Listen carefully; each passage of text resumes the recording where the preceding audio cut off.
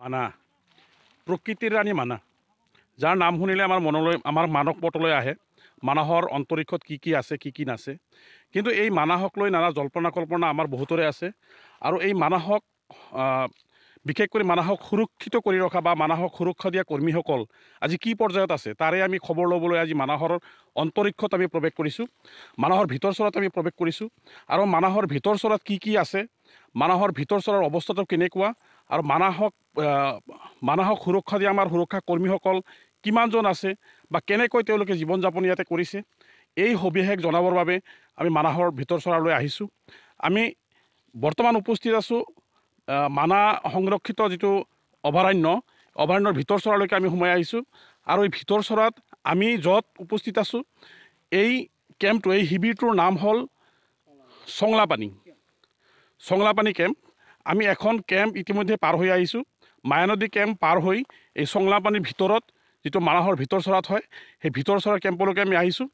আৰু ইয়াতে আমাৰ এটাই অহাৰ মূল উদ্দেশ্য হ'ল যে আমাক বিভিন্ন জীৱ জন্তুৰ পৰা বা মানাহক সুৰক্ষিত কৰি ৰখা যিসকল সুৰক্ষা কৰ্মী আছে, কিমানজন সুৰক্ষা কৰ্মী ইয়াতে আছে, আৰু তেওঁলোকে কি ধৰণৰ জীৱন যাপন ইয়াতে কৰিছে, আৰু কেনেকৈ আমাক মানাহৰ এই জীৱ জন্তুৰ পৰা আমাক সুৰক্ষিত কৰি ৰাখিছে বা আমাক সুৰক্ষা দিছে, তাৰ সবিশেষ জনাৰ কাৰণে আমাৰ লগত মাত্ৰ দুজনমান আমাৰ মাজত সুৰক্ষা কৰ্মী আছে। তেওঁলোকৰ পৰা আমি জানিম যে তেওঁলোকে আজি নিজৰ জীৱনকো তুচ্ছ জ্ঞান কৰি ইফালে বনাঞ্চলৰ যি জীৱ জন্তু আৰু আমাৰ প্ৰাণীবোৰক তেওঁলোকে কেনেকৈ সুৰক্ষিত কৰি ৰাখিছে বা সুৰক্ষা দিছে তাৰ সবিশেষ তেওঁলোকৰ পৰা জানিম। দাদা, আপোনালোকে এই মানাহৰ ভিতৰচৰাত যে আছে, কেনেকুৱা পৰিৱেশত আছে? আমি এনে বহুত যন্ত্ৰণাতে আছোঁ। এতিয়া ইমান ভিতৰত আছোঁ যিহেতু আমাৰ অসুবিধা হয়, ওলা সোমোৱাৰ ৰাস্তাটোৰো অসুবিধা হয়। কিন্তু আমি এনে তথাপিতো আৰু দিনৰ কাৰণে আমি যাওঁ, ৰাতিৰ কাৰণে আমাৰ অসুবিধা হয়। এই জীৱ জন্তুৰ ওলালি আমি খেদিবৰ কাৰণে অলপ অসুবিধা হয়। ষ্টাফো আমাৰ কম, ষ্টাফ হ'ল আমাৰ 5জন। এই 5জনৰ একজনটো আপোনাৰ ইয়াতে কেম্পতে এৰি যাব লাগিব। 4জনে যাওঁ, কিন্তু আহাতে আমাৰ অলপ অসুবিধা হয়। ইফালে আমি আৰু এটা কথা আমি গম পাইছোঁ ইতিমধ্যেই যে এই যিটো মানাহৰ যিটো আমাৰ এই শিবিৰ আমাৰ ইয়াতে টোটেল শিবিৰ আছে আমাৰ 8টা। আমাৰ কাহিতামা বনাঞ্চলিক কাৰ্যালয়ৰ অধীনত 8টা শিবিৰ আছে। কিন্তু এই 8টা শিবিৰত মাথো আমাৰ যিটো বনৰক্ষী যিসকলে আমাক সুৰক্ষা দিয়ে, স্থায়ী নিযুক্তিপ্ৰাপ্ত বনৰক্ষী মাত্ৰ 7জন। গতিকে কেনেকৈ এই 7জন বনৰক্ষীয়ে আমাক সুৰক্ষা দিব তাৰ এটা প্ৰশ্নবোধক চিন ইতিমধ্যে আহিছে।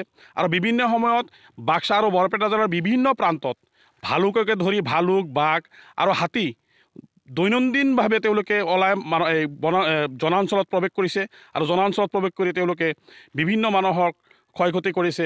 গতিকে কেনেকৈ তেওঁলোকে ইয়াতে প্ৰতিৰোধ কৰি ৰাখিছে তাৰ সবিশেষ জানিবলৈ আমাৰ লগত আৰু এগৰাকী বনকৰ্মী আছে। আমি তেওঁৰ পৰা জানিব বিচাৰিম যে কেনেকৈ আপোনালোকে বন জীৱ জন্তুক সুৰক্ষা দি আহিছে। আমি বনকৰ্মীৰ সুৰক্ষাত বহুত আমি কষ্টৰ মাজেৰে আমি দি আহিছোঁ। কেনেকৈ দিছোঁ আমি নিজে ক'ব নোৱাৰোঁ। নিজক ৰক্ষাও কৰিব লগা হৈছে আৰু ৰাইজকো ৰক্ষা কৰিব লগা হৈছে। তাৰ উপৰঞ্চি আমাৰ ষ্টাফ একেবাৰে কম।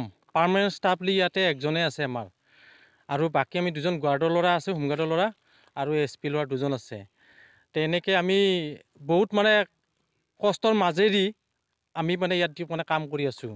গতিকে চৰকাৰে আজিলৈকে আমাকতো এতিয়া ধৰি 9,000 টকা পাওঁ। 9,000 টকাত এতিয়ালৈকে আমি দৰমহাই পোৱা নাই। তথাপিও আমি সেইবিলাক বাদ দিও আমি ৰাইজক খুব ৰক্ষাৰ কাৰণে, আৰু ইয়াত ধৰি লওক দিনৰ ভাগত আমি 9 কিলো 8 কিলো 10 মিনিটৰ ভিতৰলৈ আমি ডিউটি কৰি আহোঁ। ডিউটি কৰি আহি আকৌ ইয়াতে ৰাতি এবাৰ দুপৰীয়া 1-2টামানত খাই আৰু অলপ ৰেষ্ট কৰি পাই আমি সন্ধিয়া 5টামান বজাত গাঁৱলৈকে এনেকৈ বনৰ জংঘলৰ মাজতে আমি ওলাই যাওঁ। আপোনালোকে ডিউটি কিহেৰে কৰে? আপোনালোকৰ গাড়ী বা তেনেকুৱা কোনো? আমি ইয়াত গাড়ী নাই, কোনো চাইকেল নাই। আমি নিজে খোজকাঢ়ি ইয়াত যাওঁ। কাৰণ যিহেতু আমাৰ ওচৰৰ গাঁওখিনি মানুহবিলাক ঘৰ দুৱাৰ এনেকৈ বহুত ভাঙি থাকে আৰু বহুত ক্ষতিগ্ৰস্ত হৈ আছে। গতিকে তেনেকুৱা ক্ষতিগ্ৰস্ত কৰিলে আমাৰ বহুত দুখ লাগে। কাৰণ তেওঁলোকতো বেলেগ মানুহ নহয়, আমাৰে মানুহ। গতিকে তেওঁলোকক আমাৰ ৰক্ষণাবেক্ষণাটো দিয়াটো আমাৰ কৰ্তব্য।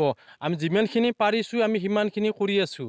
কাৰণ তথাপিও তাৰ অঞ্চলত আমি চৰকাৰে যেতিয়া ষ্টাফ বঢ়াই দিয়ে তেতিয়া অলপ আকৌ ভাল হয়। ঠিক তেনেকৈ আমি তাৰমানে ৰাতি ধৰিলে সন্ধিয়া যে ক'লোঁ নহয় যে সন্ধিয়া 5টা বজাত যাওঁ, ৰাতি মোটামুটি 12টা 1টা 2টা কেতিয়া টাইম নাই, ৰাতিপুৱাও যায়। তেনেকৈ আমি নদীৰ পাৰে এনেকৈ ডিউটি কৰি আমি এনেকৈ কেম্প পাওঁ আৰু। এফালে জীৱ জন্তুৰ সুৰক্ষা আৰু আনফালে ৰাইজৰ সম্পত্তিৰ সুৰক্ষা, এই দুয়োটা সুৰক্ষাই তেওঁলোকে দিব লগা হৈছে। আৰু তেওঁলোকে আমি ক'বলৈ গ'লে আচলতে তেওঁলোকে ইয়াৰ জংঘলৰ ভিতৰত হাবিৰ ভিতৰত তেওঁলোকে নিৰাপত্তাহীনতাত ভুগিছে। কোন মুহূৰ্তত তেওঁলোকক জীৱ জন্তুৱে আক্ৰমণ কৰে তাৰ কোনো ঠিকনা নাই। গতিকে আমাক এই বনাঞ্চলৰ ভিতৰলৈ সহযোগ কৰি অনা, আমাক সহায় কৰি অনা আমাৰ লগত এগৰাকী সমাজকৰ্মী আছে।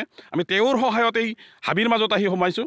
গতিকে তেওঁ আমাৰ মাজত আছে। তেওঁ যিহেতু ইয়াৰে ওচৰৰে বাসিন্দা, গতিকে তেওঁ সবিশেষ আমাক জনাব যে তেওঁলোকে ইয়াতে আমাক নিৰাপত্তা কেনেধৰণে দিছে আৰু ৰাইজে তেওঁলোকক কেনেকুৱা সহায় কৰিছে, আৰু চৰকাৰে যে এতিয়ালৈকে পৰ্যাপ্ত পৰিমাণে ইয়াতে বনৰক্ষী দিয়া নাই তাৰ বিষয়ে তেওঁ আমাক সবিশেষ জনাব।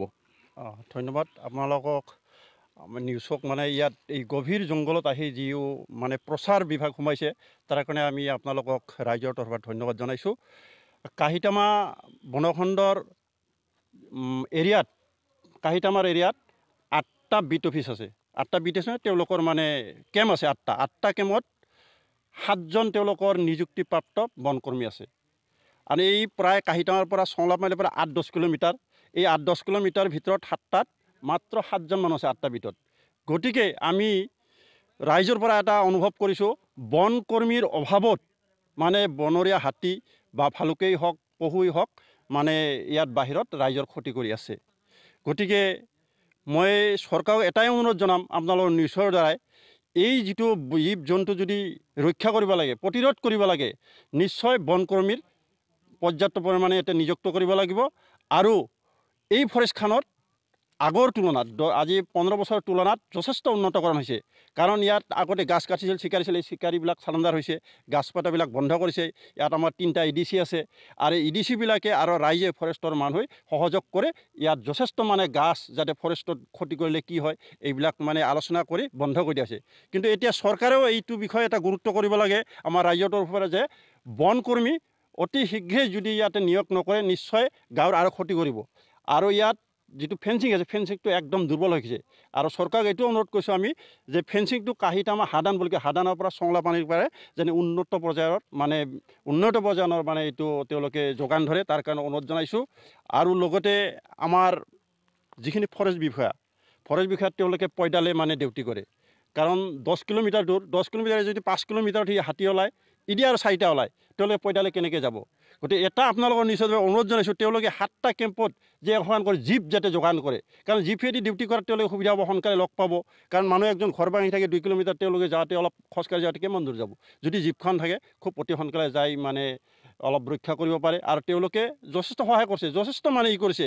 আনকি আজি মোটামুটি 5 দিন আগতে ইয়াত এটা ঘৰ ভাঙিছে 2টামান, তাৰপিছত বনকৰ্মীক হাতী খেদিছে, এটা মহ খেদিছে, তেওঁলোকতে বহুত কষ্ট হৈছে। তেওঁলোক খেদি আহে, তেওঁলোকে আৰু ৰক্ষা কৰে, তেওঁলোক কাৰ্টুচ আছে। গতিকে উন্নত ধৰণৰ মানে হাতী খেদা মানে কিছুমান পৰ্যাপ্ত বস্তু এনেকুৱা আছে বৈজ্ঞানিক জগত, সেইটোও যোগান কৰক। আৰু লগতে এটাই আমি বিনম্ৰভাৱে অনুৰোধ কৰিছোঁ আপোনালোকৰ নিউজৰ দ্বাৰাই, চৰকাৰে যেন ফৰেষ্ট কৰ্মী অতি সোনকালে মানে পাৰ্যমানে নিযুক্তি কৰে, তেতিয়া আমি ৰাইজে সকাহ পাম বুলি আপোনাক ধন্যবাদ জনাইছোঁ। গছ থাকিলেহে মানুহ থাকিব, আৰু মানুহৰো নিৰাপত্তা লাগিব, তাৰ লগতে নিৰাপত্তা লাগিব জীৱ জন্তুৰ।